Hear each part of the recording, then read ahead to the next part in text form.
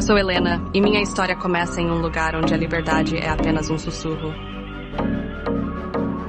Eu não tenho a marca da besta, e por isso sou considerada uma fugitiva.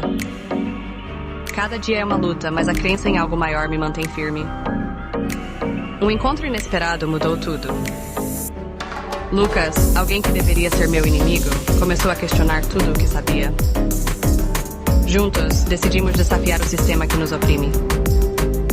A pressão aumenta, mas a esperança é uma chama que não se apaga. Nós não somos apenas números, não somos apenas marcas. Somos livres para escolher, e essa escolha pode mudar tudo. A resistência começa aqui, e a fé nos guia.